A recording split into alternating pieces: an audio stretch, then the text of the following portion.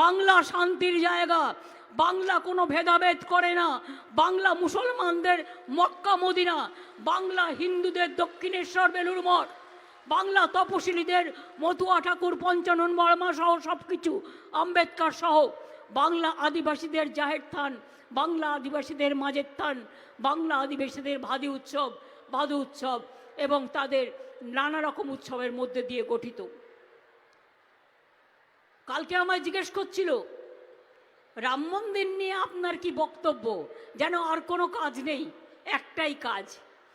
আমি বললাম ধর্ম যার যার নিজের, উৎসব কিন্তু সবার। আমি সেই উৎসবে বিশ্বাস করি যে উৎসব সবাইকে নিয়ে চলে, সবাইকে নিয়ে কথা বলে, একতার কথা বলে। আপনারা করছেন, করুন না, কে আপত্তি করেছে? আপনারা কোর্টের আন্ডারে করছেন, ইলেকশনের আগে একটা গিমিক শো করবেন বলে, আমার কোনো আপত্তি নেই তো। কিন্তু তাই বলে অন্য সম্প্রদায়ের মানুষকে অবহেলা করা এটা কারো কাজ নয়। তৃণমূল কংগ্রেস যতদিন থাকবে, তৃণমূল কংগ্রেসের সরকার যতদিন থাকবে, আমি আপনাদের কাছে ওয়াদা করে যাচ্ছি, আমি আপনাদের কাছে শপথ করে যাচ্ছি, আমি আপনাদের ঈশ্বরের শপথ করে বলছি, আল্লাহর কসম খেয়ে বলছি, মনে রাখবেন আমি কোনো দিনও হিন্দু মুসলমান শিখ খ্রিস্টান তপশিলি আদিবাসীদের ভাগাভাগি করতে দেব না। আজকে একেবারে আল্লাহর কসম খেয়ে ফেললেন রাজ্যের মুখ্যমন্ত্রী মমতা বন্দ্যোপাধ্যায় জয়নগরে। প্রিয় দর্শক, আমি শফিকুল ইসলাম এবং আপনারা দেখছেন আরামবাগ টিভি। আজকে জয়নগরে রাজ্যের মুখ্যমন্ত্রী একেবারে আল্লাহর কসম খেয়ে ফেলেছেন এবং ওয়াদা করেছেন, আমি ওয়াদা করে যাচ্ছি, আল্লাহর কসম খেয়ে বলছি ভেদাভেদ করতে দেব না যতদিন তৃণমূল কংগ্রেস রয়েছে। আমি ওয়াদা করে যাচ্ছি, আল্লাহর কসম খেয়ে বলছি ভেদাভেদ করতে দেব না। একেবারে আল্লাহর কসম খেয়ে ফেলেছেন রাজ্যের মুখ্যমন্ত্রী মমতা বন্দ্যোপাধ্যায়। অনেক কিছুই খাবেন এখন, দুধেল গাইদের লাথিও খাবেন, তাও সহ্য করবেন, কারণ ভোট যে বড় বালাই, ভোট চাই, ভোট। আর এই যে কমিউনিটি, এটাই তো মূলধন, এটা চলে গেলে তো 14 তলাতে থাকা যাবে না। ফলে কসম খাবেন, লাথি খাবেন, অনেক কিছু খাবেন, তবুও সহ্য করবেন। ভোটটা চাই, ভোটটা, সেটা মোটামুটি পরিষ্কার আপনার এইসব বক্তব্যে। যারা বাংলার শুভবুদ্ধি সম্পন্ন মানুষ তারা নিশ্চয়ই বুঝতে পারছেন যে উনি কেন এত কিছু খাচ্ছেন, কেন খাচ্ছেন, এটা পরিষ্কার। দর্শক, উনি শুরুতে আরো একটা কথা বললেন যে এই বাংলা হচ্ছে মুসলমানদের মক্কা মদিনা। বললেন না? বললেন যে এই বাংলা হচ্ছে মুসলমানদের মক্কা মদিনা, এবং আরো অন্যদেরও কথা বললেন। তবে দর্শক, অন্যান্য যেসব ধর্মের কথা বা জাতির কথা বললেন তাদের সঙ্গে সত্যিই বাংলার কিন্তু একটা কানেকশন রয়েছে, যেগুলো উনি বললেন। কিন্তু এই বাংলা মুসলমানদের মক্কা মদিনা, এটা কোন সেন্সে বললেন?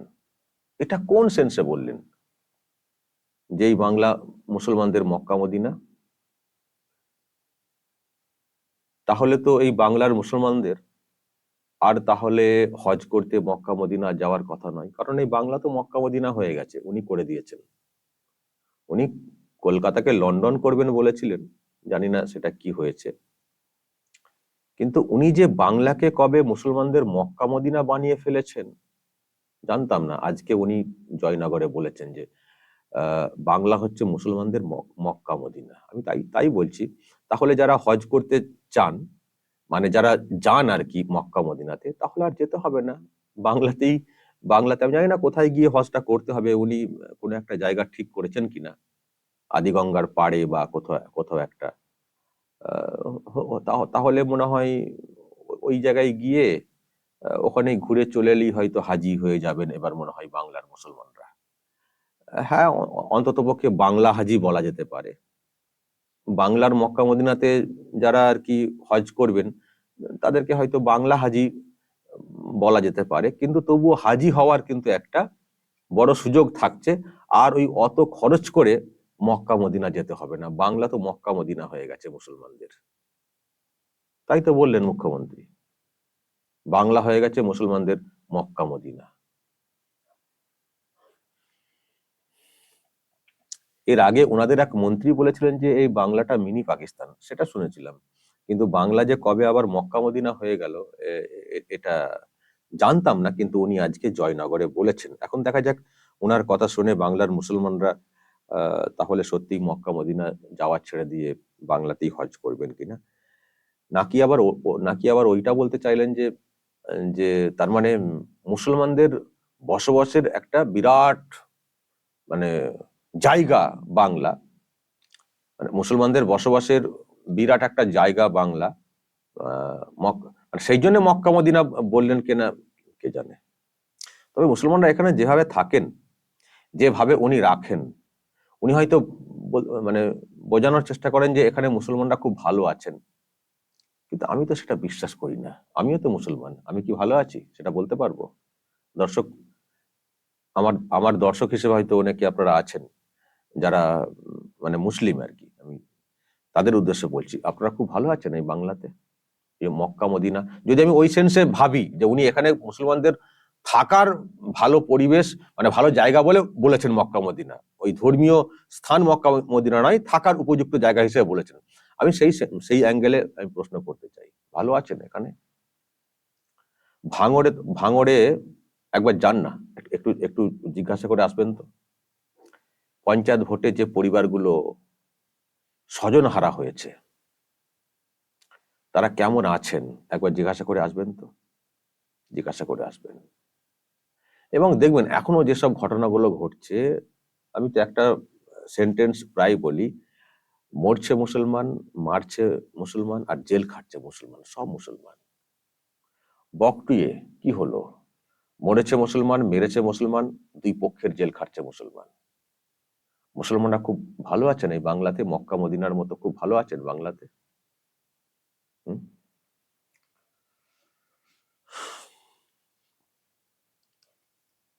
মুসলমানদেরকে শুধুমাত্র ভোট ব্যাংক হিসেবে উনি কাজে লাগান।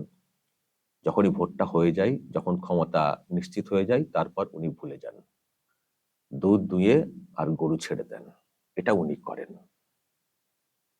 এদিকে বলছেন যে এটা হচ্ছে মুসলমানদের মক্কা মদিনা, অথচ মুসলিম সম্প্রদায়ের যে বা যারাই উনার বিরুদ্ধে কথা বলবেন তাদের বিরুদ্ধে পুলিশ লেলিয়ে দেন, নানানভাবে হেনস্থা করা শুরু করে দেন। আমি তো ভুক্তভোগী, আমি তো নিজেই জানি। এমনকি ফুরফুরা শরীফের পীর জাদা, একটা পীর বংশ, সেই বংশের একটা অংশ যখন তার উল্টো দিকে মতামত প্রকাশ করছে, তখন তাদের বিরুদ্ধে পুলিশ লেলিয়ে দেওয়া হচ্ছে। পীর জাদাকে কলকাতার রাজপথে টানতে টানতে হ্যাঁচড়াতে হ্যাঁচড়াতে পুলিশ গাড়িতে তুলে নিয়ে গিয়ে তাকে বন্দি করে রাখা হয়েছিল। তারপরেও পুলিশ কিছু এস্টাবলিশ করতে পারেনি 42 দিন রাখার পরেও। এই তো আপনার মক্কা মদিনা, মুসলমানদের জন্য এই বাংলা মক্কা মদিনা।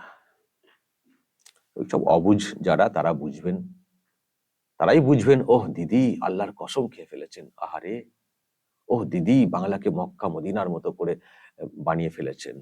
ওই যারা আহমক মুসলিম সম্প্রদায়ের, তারাই বুঝবেন, অবুঝ আনাড়ি তারা বুঝবেন, যাদের বাস্তব জ্ঞান নেই, শুধু ওই ধর্মীয় সুরসুরি নিয়ে যারা বসবাস করেন, ভবিষ্যৎ কোনো চিন্তা ভাবনা নেই, কোনো মিশন নেই, কোনো ভিশন নেই, তারাই ওনার এই কথা শুনবেন বা এইসব কথাতে তারা আহ্লাদিত হয়ে ভোট দিয়ে তাকে আবার ক্ষমতায় রাখার চেষ্টা করবেন। বাকিরা কিন্তু কেউ বুঝবেন না, মানে বাকিরা সবাই এটাই বুঝবেন যে ঢপ মারছেন, ভোট আদায় করার চেষ্টা করছেন, এটাই বুঝবেন বাকিরা, যেটা আমরা বুঝছি। আর যখন রাম মন্দিরের কথাটা উঠলো, কেমন একটা নাক সিটকালেন না? কেউ কেউ আমাকে বলছেন রাম মন্দির নিয়ে, রাম মন্দির আমার আর কোনো কাজ নেই, এদিকে আল্লাহর কসম খাচ্ছেন, ওদিকে রাম মন্দিরের প্রসঙ্গ উঠলে নাক সিটকাচ্ছেন। তো মানুষ কি বলবেন বলুন তো, যারা যারা হিন্দু ধর্মের মানুষ, তারা কি বলবেন? এটা বলতে পারতেন, ঠিক আছে। এটা রাম মন্দিরের কথা পরের দিকে আবার বললেন, তাতে আমার কোনো আপত্তি নেই। আপত্তি নেই, তাহলে আপত্তি নেই মতো কথাটাই বলতে পারতেন। ওই কথাটা কেন বললেন, আমার যেন কোনো খেয়ে দে কাজ নেই? এখানেই তো আপনার আপত্তির বিষয়টা প্রকাশ্যে চলে এলো। যখনই আপনি ওই কথাটা বললেন, আমার যেন খেয়ে দে কোনো কাজ নেই, তার মানে আপনি এটাকে ভালোভাবে নিচ্ছেন না, রাম মন্দিরটাকে ভালোভাবে নিচ্ছেন না। আবার বলছেন ভোটের আগে এটা হচ্ছে একটা গিমিক শো। রাম মন্দিরের যে উদ্বোধন, এটা হচ্ছে একটা গিমিক শো। দেখুন, রাম মন্দির নিয়ে তর্ক বিতর্ক আছে, থাকতে পারে, সেটা অন্য বিষয়। কিন্তু রাম মন্দির একটা বড় আবেগের জায়গা ভারতবাসীর অনেকের, এটা বলার কিন্তু কোনো অপেক্ষা রাখে না। কিন্তু আপনি সেটাকে ওইভাবে কেন করছেন, আমার যেন খেয়ে দে কোনো কাজ নেই? আপনার যদি পছন্দ না হয়, ওটাও তো একটা ধর্মীয় স্থান, তো ওটাও তো অনেকের বিশ্বাসের জায়গা। তো আপনি কেন এইরকম কথা বলে তুচ্ছ তাচ্ছিল্য করে কেন সেই বিশ্বাসে আঘাত দিচ্ছেন? যদি আপনার ভালো না লাগে, চুপচাপ এড়িয়ে থাকতে পারতেন। যেমন আল্লাহর কসম খেয়েছেন, কসম খেয়েই থাকতে পারতেন। আপনি তাহলে আবার ওই কথাটা বলতে গেলেন কেন, আমার যেন খেয়ে দে কোনো কাজ নেই, পলিটিক্যাল গিমিক, অমুক তমক, এইসব কথাগুলো কেন বলতে গেলেন? এ তো অনেক অন্যের বিশ্বাসে আঘাত দিচ্ছেন। আর এবার তো এইসব দেখে শুনেই তো লোকজন বলবেন যে তার মানে আপনি হচ্ছেন হিন্দু বিরোধী। বলবেনই তো, একটা জগন্নাথ মন্দির করলেন বলেই কি হয়ে গেল নাকি? যদি সত্যি আপনার হিন্দু ধর্মটা নিয়ে আপনার থাকে, বিশ্বাস থাকে, তাহলে আর যাই হোক ওইভাবে একটা মন্দিরকে নিয়ে তুচ্ছ তাচ্ছিল্য করতেন না। আমার যেন খেয়ে দে কাজ নেই, এটা করতেন না। এদিকে আপনি বলছেন পলিটিক্যাল গিমিক অমক তমক। তো আপনি জগন্নাথ মন্দিরটা কেন করছেন, এবং আপনিও তো ভোটের আগে ওই মন্দিরটার উদ্বোধন করবেন, সেটাই তো আমরা শুনতে পাচ্ছি। তাহলে ওটা কেন আপনি করছেন? ওটা কিসের গিমিক? রাম মন্দির তো সরকারি টাকাতে তৈরি হয়নি, আপনি তো সরকারি টাকা খরচ করে দীঘাতে জগন্নাথ মন্দির তৈরি করছেন। এটা কেন করছেন? এটা কিসের? ওটা কি কানেকশন রয়েছে দীঘাতে জগন্নাথ মন্দিরের? রাম মন্দির যেখানে হচ্ছে সেখানে রাম মন্দিরের একটা ইতিহাস রয়েছে, একটা পৌরাণিক ব্যাপার রয়েছে, পুরাণ মতে ওখানে তার জন্মভূমি, তাও তো একটা লিঙ্ক রয়েছে। আপনি দীঘাতে জগন্নাথ মন্দির করছেন, কিসের জগন্নাথের কি লিঙ্ক রয়েছে ওখানে? একটা জোর করে চাপিয়ে দেওয়া একটা মন্দির সরকারি খরচ করে করছেন, আবার বলছেন ওটা গিমিক শো ভোটের আগে। আর আপনি কি সার্কাস শো করবেন নাকি ওটা?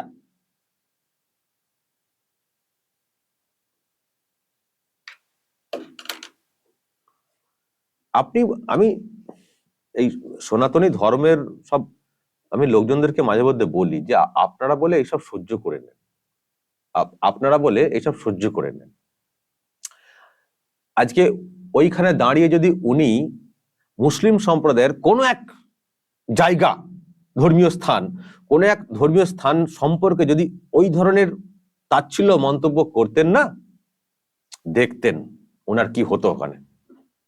সে সাহস আছে যে কোন একটা আমাদের দেশের, রাজ্যের, কোথাও বিদেশেরও যদি কোনো একটা মসজিদ নিয়ে বা ধর্মীয় এরকম জায়গা নিয়ে মুসলিম সম্প্রদায়ের যদি ওই রকম করতেন, একটা প্রসঙ্গ টেনে আমার যেন খেয়ে দে কাজ নেই, ওই মসজিদের ব্যাপার নিয়ে ভাববো, শুধু একবার বলে দেখতেন কি হতো, তারপরে বুঝতে পারতেন। কিন্তু আমি সনাতনীরা তারা দেখি কিছু বলেন না, সহ্য করে নেন, বা ওই সমালোচনা করেন হয়তো কেউ, কিন্তু অতটা জোরালো হয় না। আর সেই সুযোগেই উনি হয়তো এরকম তুচ্ছ তাচ্ছিল্য করেন। এটা পরিষ্কার, হয়তো উনি কোথাও ভাবেন যে ওদিকটা তুচ্ছ তাচ্ছিল্য করলে এদিকে লোকগুলো আমাকে ভালোবাসবেন, এবং যারা সত্যিই উনাকে ভালোবাসেন ওই সেন্সে যে রাম মন্দিরকে তুচ্ছ তাচ্ছিল্য করেছেন, সুতরাং দিদি আমাদের খুব ভালো, বা অমক মন্দিরকে তুচ্ছ তাচ্ছিল্য করেছেন, দিদি আমাদের খুব ভালো, যারা এরকম ভাবছেন তারা আর যাই হোক তাদের নিজেদের যে ধর্ম সেটাকে তারা ঠিক মতো করে বিশ্বাস করেন না।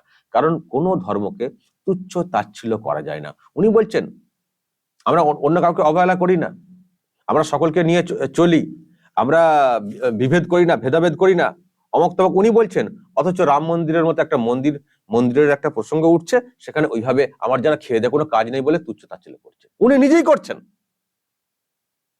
জোর করে একটা ধর্মীয় সেন্টিমেন্ট তৈরি করার চেষ্টা করছেন, কাউকে আঘাত করছেন, অন্যকে টানার চেষ্টা করছেন। তাহলে এটা কি সাম্প্রদায়িক রাজনীতি নয়? এটা সাম্প্রদায়িক রাজনীতি নয়? খান, আল্লাহর কসম খান, কত কি খাবেন খান, ওই খেয়ে কতদিন টিকে থাকতে পারেন দেখা যাক। আর সংখ্যালঘু সম্প্রদায়ের মানুষও কতদিন এইভাবে অন্ধবিশ্বাসের মতো বিশ্বাস করে থাকবেন, সেটাও দেখার বিষয়। দর্শক কি বলবেন? যদি কিছু বলার থাকে অবশ্যই বলবেন কমেন্ট বক্সে, নজর রাখবেন আরামবাগ টিভিতে।